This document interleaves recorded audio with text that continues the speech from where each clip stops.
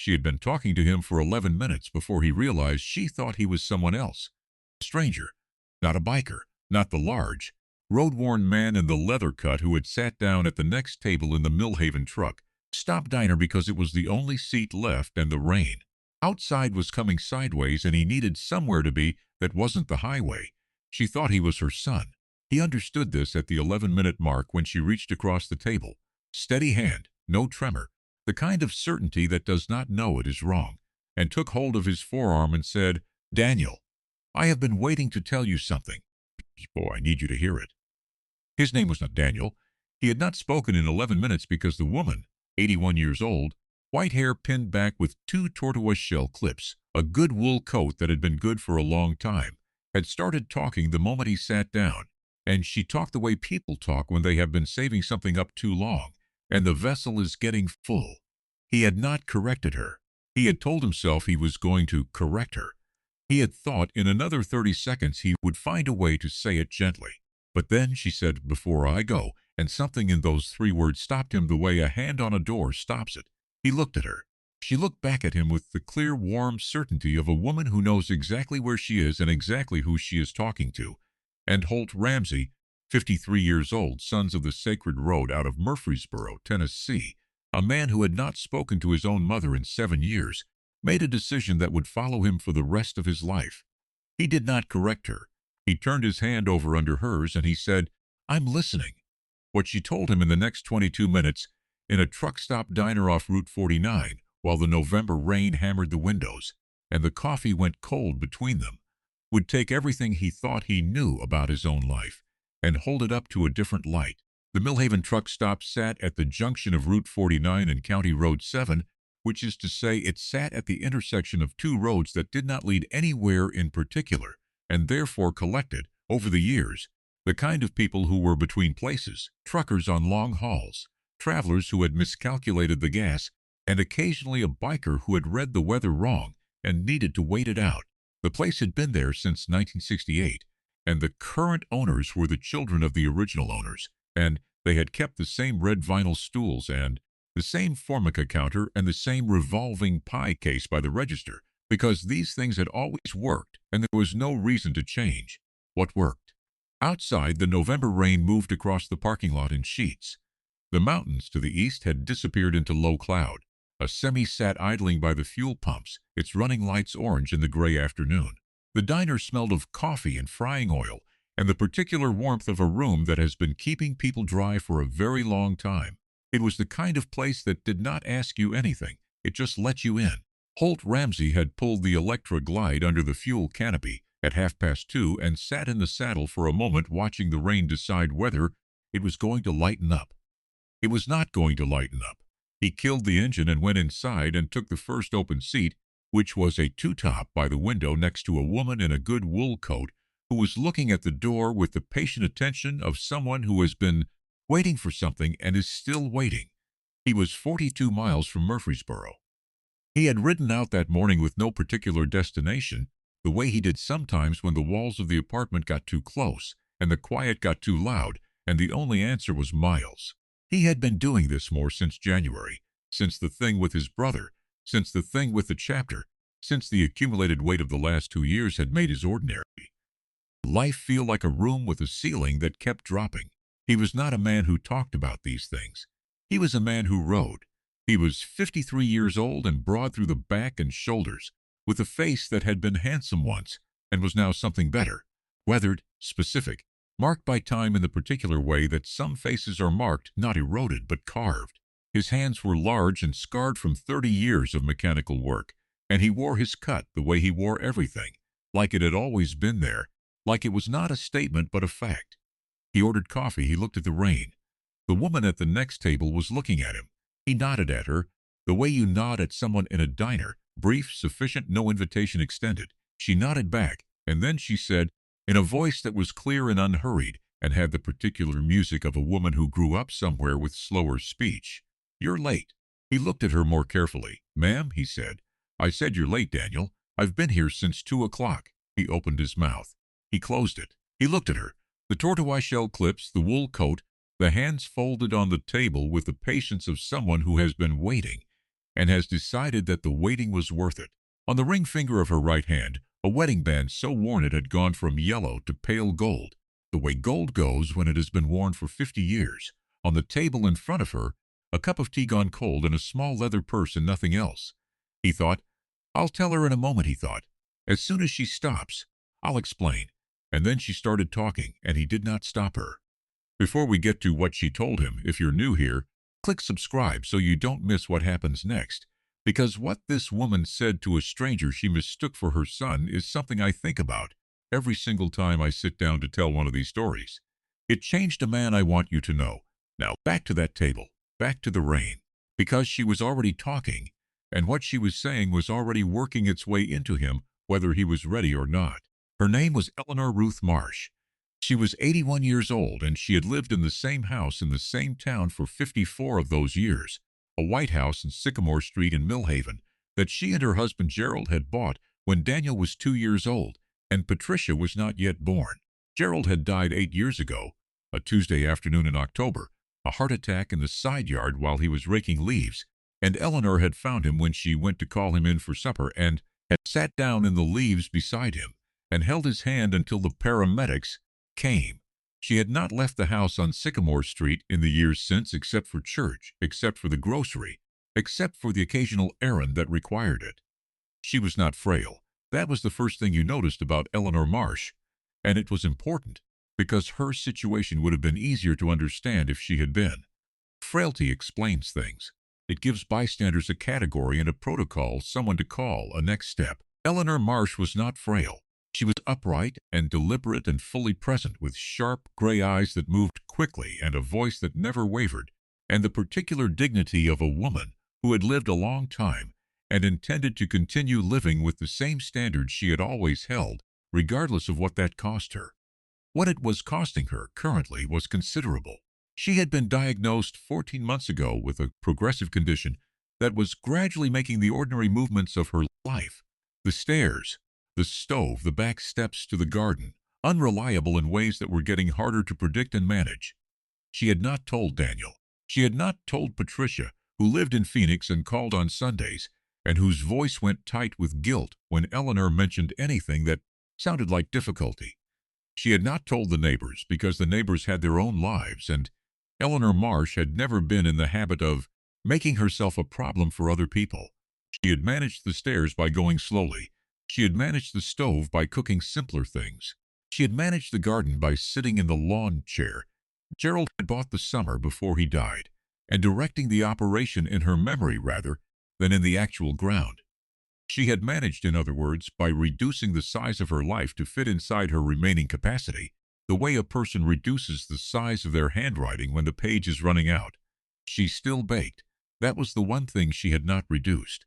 Every Saturday morning, Eleanor Marsh baked 2 loaves of the honey wheat bread that she had baked every Saturday morning for 51 years, because Gerald had loved it and because the rhythm of it, the measuring, the kneading, the smell of it filling the house, was the most reliable version of herself that she had left. She brought 1 loaf to the church hall. She ate the other herself slowly, across the week, with butter that she bought the good kind of, because at 81 there was no reason not to. She had baked that morning. The bread was cooling on the counter at home. She had come to the diner at 2 o'clock because she had called Daniel on Tuesday and told him, in the careful way she had constructed the words, that she needed to talk to him about the house. Daniel had said he would come. Daniel had said Saturday, 2 o'clock, the Millhaven diner. He would be there. She had written it on the calendar in the kitchen, the way she wrote everything, in the neat cursive that her 3rd-grade teacher had drilled into her 74 years ago, and that she had kept all this time because some things you keep. It was now 2:40. Daniel had not come. He had not called. Eleanor Marsh looked at the man across the table who had her son's eyes, not exactly, not precisely, but close enough in the flat afternoon light, close enough for a woman who had been waiting 40 minutes in a diner for a son who was not coming, and she began to tell him what she had come to say. The man who had caused Eleanor Marsh to sit in that diner at 2 o'clock on a Saturday was not, strictly speaking, a stranger. His name was Curtis Gale, and he was 44 years old, and he was the son of the man who owned the property management company that had administered the Sycamore Street house since Gerald Marsh died 8 years ago. Curtis had grown up watching his father run the business with a directness that Curtis had inherited and then improved upon in the direction of something harder. He had been calling Eleanor Marsh for 3 months. The calls came in the evenings after 6, when Eleanor was most tired, when the day had used up the parts of her that were best at being firm. They concerned always the same matter: a buyer, a very interested buyer, a buyer who was prepared to offer well above market value for the Sycamore Street property, which was, Curtis would remind her gently, a 4-bedroom house that she was living in alone, with a yard she could no longer manage and a staircase she was navigating on what he called, with practiced concern, borrowed time. He had sent a man to inspect the furnace. He had sent a man to look at the roof. He had asked, with the patient persistence of someone who is willing to wait because waiting is a strategy, whether Eleanor had considered what would happen to the property when she was no longer able to manage it independently. He had not threatened her. He had not needed to. Eleanor Marsh had lived through enough of the world to know what pressure looked like when it wore a concerned face. She knew that Curtis Gale's interest in her welfare was the interest a man has in a thing he wants to acquire. She was not confused about this. She was not afraid of him exactly. But she was 81 years old and she was alone, and the calls came in the evenings when she was most tired, and she was starting to hear in her own voice when she answered them a quality she did not like, a smallness, a quaver, something that had not been there before, and that she was afraid, if she were honest, would be there from now on. She needed to talk to someone. She had called Daniel. She had written it on the calendar. And here, across from her in the Millhaven diner at 2:40 on a Saturday, was a man with Gerald's kind of hands and her son's approximate eyes, and Eleanor Marsh had been waiting too long, and the vessel was too full, and she began to talk. Holt listened. He had made his decision, turned his hand over, said, "I'm listening," and now he listened, with the complete and disciplined attention of a man who has learned, over many years and some considerable cost, that listening is not passive. It is the most active thing a person can do for someone who needs it. He did not interrupt. He did not ask questions that redirected the conversation toward himself. He did not look at his phone. She told him about the calls, the evenings, the man with the concerned face, and the practiced patience in the property above market value. She told him about the furnace inspection and the roof inspection, and the particular sentence Curtis Gale had used, when you're no longer able to manage independently, and the way it sat in her afterward in the evenings, in the house that smelled of bread and had Gerald's books still on the shelves because she had not been able to move them. She told him about Gerald, about the Tuesday in October and the leaves, about the sitting beside him until the paramedics came, and the particular thing she had understood in those minutes beside him in the leaves, which was that 54 years of a life shared is not something you can summarize or replace or reduce to a property transaction, and she did not intend to let someone with a clipboard and a concerned face tell her otherwise. Then she told him the thing she had come to tell Daniel. She was not, she said, in the state of affairs Curtis Gale believed her to be in. The condition, she named it plainly, without drama, the way she named everything, was progressing at a rate that her doctor described as slow. She had capacity, she had time, she had a plan that involved a bathroom on the ground floor and a handrail on the back steps and a standing arrangement with Mrs. Petrov next door for the heavier garden work, in exchange for 2 loaves of honey wheat bread a month. She had been building this plan quietly, in the organized way she built everything, because she intended to stay in that house. But she needed someone to know, because Curtis Gale had told her in the last call, in the voice that was still measured and still concerned and was, now also underneath the measurement and the concern, something she recognized as a threat, that he had spoken to a lawyer about the buyer's offer, and that there were legal mechanisms available, in certain circumstances, for advancing a property transaction when an owner was deemed unable to act in their own best interest. She had written down the phrase "unable to act in their own best interest." She had looked it up.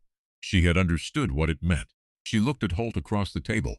"I am not unable to act in my own best interest," she said, with the quiet certainty of a woman who has been certain about things for 81 years and does not intend to stop.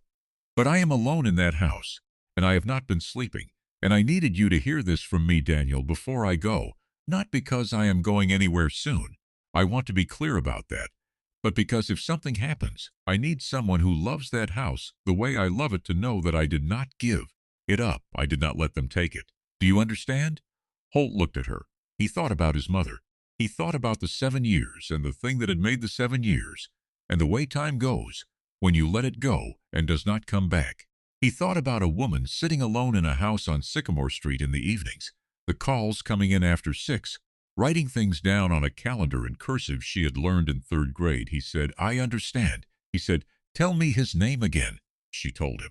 He took out his phone and wrote it down. Then he looked up at her and said, with the careful honesty of a man who is about to do something that is going to cost him something, Eleanor, I need to tell you something, and I need you to hear it before I tell you what I'm going to do next. She looked at him. My name isn't Daniel, he said. My name is Holt. I'm a stranger. I sat down because the seat was open. I didn't correct you because he stopped. Searched for the honest version. Because it seemed like you needed someone to hear this, and I was here. Eleanor Marsh looked at him for a long time. The rain moved on the windows. I know, she said. He stared at her. I've known since about the 4th minute, she said. And something moved across her face that was not quite a smile and not quite grief, and was maybe just the expression of a woman who has lived long, enough to be practical about what she needs and where she finds it. You don't have Daniel's scar.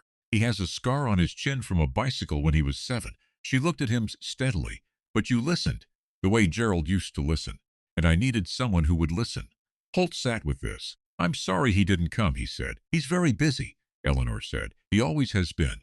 That is something I've made my peace with. The way she said it, plainly, without resentment, without the particular performance of a wound that has not healed, was something Holt felt in the part of him that was thinking about his own mother. What are you going to do? She asked. You said you were going to do something next. I'm going to make some calls, he said.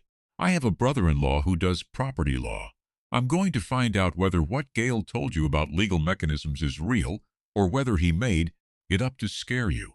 My guess is he made it up. Eleanor nodded slowly. And if it's real, then we'll deal with that too, Holt said. But you're not doing it alone, not anymore. She looked at him for a moment. You don't know me, she said. No, he said. But I know what this is. He looked at his hands on the table. Someone deciding that a person alone is a person available, and I know what it costs to let that go unchallenged. Eleanor Marsh looked at the man across from her, the road-worn face, the scarred hands, the leather cut with the chapter name she did not recognize, and she reached across the table and put her hand over his. Then I'm glad you were the one who sat down, she said. Curtis Gale arrived at the Millhaven Diner at 3:15. He had not been expected. He had driven past on Route 49, seen Eleanor's car in the lot, and pulled in, with the instinct of a man who considers proximity to his target advantage to press the conversation he had been working toward for 3 months. He was 44 years old in a good coat, with the comfortable confidence of a man who has never, in his professional life, encountered an obstacle he could not wait out or work around. He saw Eleanor at the window table. He saw the man across from her. He recalibrated. He walked over. He smiled, the particular smile of someone who has had occasion to use it near elderly women in the company of large strangers and has learned to make it look like warmth. Mrs. Marsh, he said, I saw your car outside. I just wanted to check in.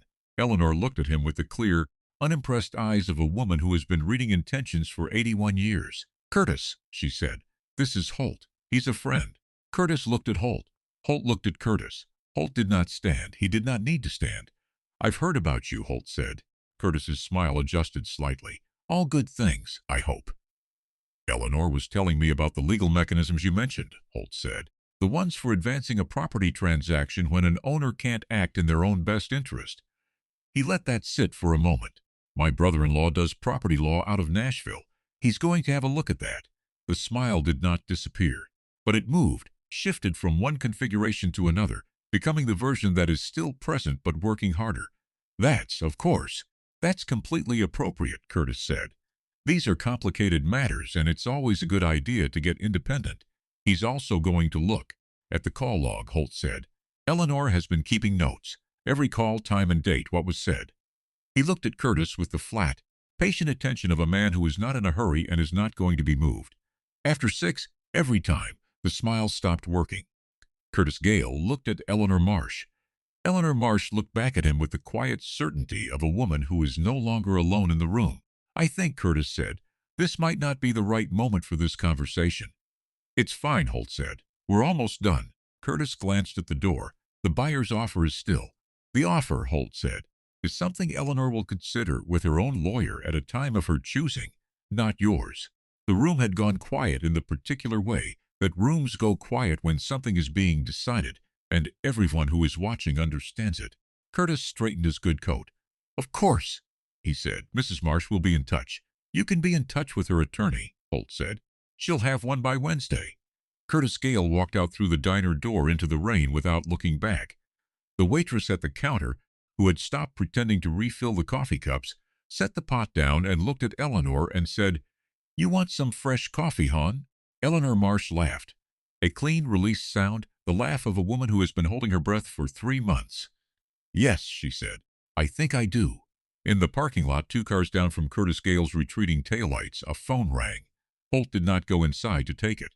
He stood under the fuel canopy in the rain with his phone against his ear and talked to his chapter president for 8 minutes. He came back inside. He sat down, he said. I've got a prospect who passed the Tennessee bar 2 years ago. He does residential property law. He's going to call you Monday morning if that's all right. Eleanor said it was all right. He said, I also talked to some people who know Beaumont County. Gale's been doing this for a while. There are 2 other households he's been working the same way, both of them elderly, both of them alone. He looked at her. That's a pattern, which means there's something to report and someone to report it to, if you're willing. Eleanor looked at her hands on the table. Gerald would have had something to say about this, she said. What would he have said? She smiled. He would have said, Ellie, you didn't spend 54 years learning how to hold your ground to stop now. She looked up. I'm willing, she said. Engines. The first one reached the Sycamore Street neighborhood the following Wednesday morning at 9 o'clock. A single motorcycle, then 2 more, then the low-rolling arrival of 18 bikes pulling into the quiet residential street with the careful quiet of men who know they are guests in a place where people live. Sons of the Sacred Road, with 2 members from a Murfreesboro chapter and 4 from the Iron Pines Club out of Shelbyville, who had heard about the situation from someone who had heard from someone else, because that is how these things travel when the cause is right. They did not park in front of the house. They parked on the block, spread out unhurried. A few of them walked to the Petrov house next door and talked to Mrs. Petrov, who was 76 and Ukrainian-born and not easily startled, and who nodded at what they told her and said she had suspected something was wrong for some time and was glad someone was doing something about it. Holt walked to the front door of the White House on Sycamore Street and knocked. Eleanor Marsh answered. She was wearing a good blouse. Her hair was pinned with the tortoise shell clips. She looked at the street full of motorcycles and then at the man on her porch, and she did not appear startled by either, which was itself a kind of answer. I told you Monday, she said. I know, he said. I thought you could use some company for the call. She opened the door wider. The prospect who had passed the bar was already on his laptop at Eleanor's kitchen table, the Curtis Gale call log open in front of him, annotated. The complaint to the Tennessee Real Estate Commission had been drafted over the weekend.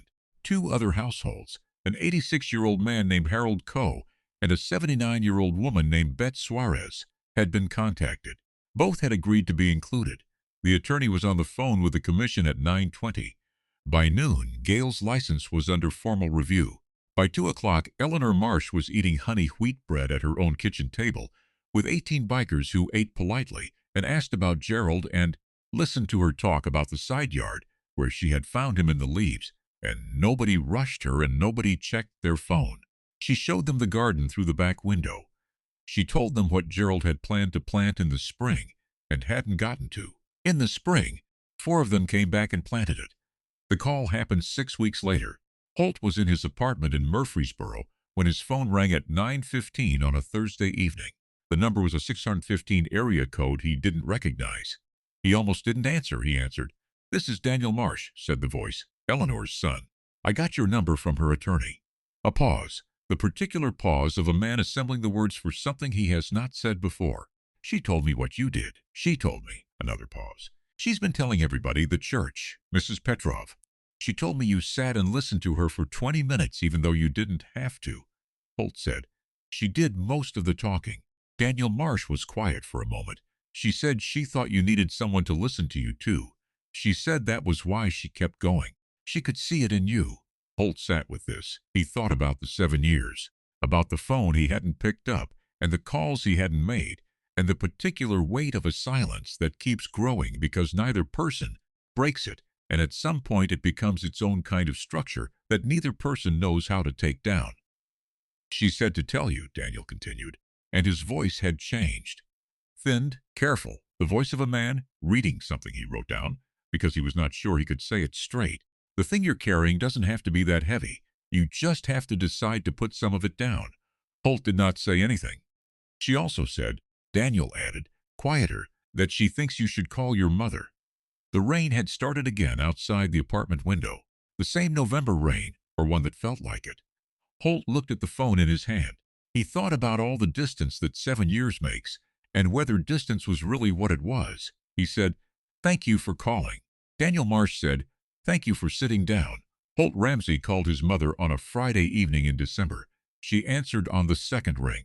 She did not say, "Where have you been?" or "Do you know how long it's been?" or any of the things he had been afraid she would say. She said his name, just his name. The way mothers say a name when they have been waiting to say it, and the waiting is finally over. And that was enough. They talked for 2 hours. He drove to see her the following weekend on the Electra Glide in the cold December air, and she was waiting on the porch when he pulled into the driveway, and she walked down the steps without her coat on, because she had not wanted to wait the extra 30 seconds it would have taken to put it on. He stayed for 4 days. Eleanor Marsh remained in the White House on Sycamore Street. The handrail went up on the back steps in January. The ground floor bathroom was finished in March. Every Saturday morning the house filled with the smell of honey wheat bread, and one loaf went to the church hall and one stayed home. And this was the shape of a life that had not been reduced. Curtis Gale's license was suspended for 9 months. The buyer, deprived of his broker, found other properties to pursue. Harold Coe's family visited him for the first time in 2 years, alarmed into motion by the complaint proceedings. Bet Suarez, who had a daughter in Memphis who had not known what was happening, had a conversation with that daughter in October that she described afterward as the best conversation of her life. And on a Tuesday afternoon in the following April, a warm day, the dogwoods coming in along Sycamore Street, the kind of afternoon that makes Tennessee look like a promise, Eleanor Marsh sat in Gerald's lawn chair in the side yard and watched 4 members of the Sons of the Sacred Road finish planting what Gerald had meant to plant in the spring of the year he died. She did not tell them what to plant. She had drawn Gerald's plan from memory. They followed it exactly. When they were done, the tallest of them, a man named Briggs, who did not say much and worked with the efficient care of someone who had grown up around gardens, came and stood beside the chair and looked at the plantings and said he had a good eye. "He did," Eleanor said. "Holt says you changed his life," Briggs said. Eleanor looked at the garden. "He changed his own life," she said. "I just reminded him he still had one left to change." Briggs nodded. He looked at the street. "That right there," he said, "is exactly what Holt said you'd say." Eleanor Marsh smiled. The dogwoods were coming in. The garden was going to be beautiful. Some people think the ones who do the saving are always the ones on the motorcycle. But Eleanor Marsh taught me that sometimes the most powerful thing a person can do is refuse to let a stranger stay a stranger. She held out her hand. She spoke what she had been carrying. She trusted that the right person had sat down, and she was right. If this story reached you today, if you believe that it is never too late to put down what you've been carrying alone, hit like and share it with someone who needs to hear that. Subscribe so you never miss the next story, and drop a comment below. Tell me about someone in your life who said the exact right thing at the exact right moment. Someone who didn't even know they were doing it. I want to read everyone.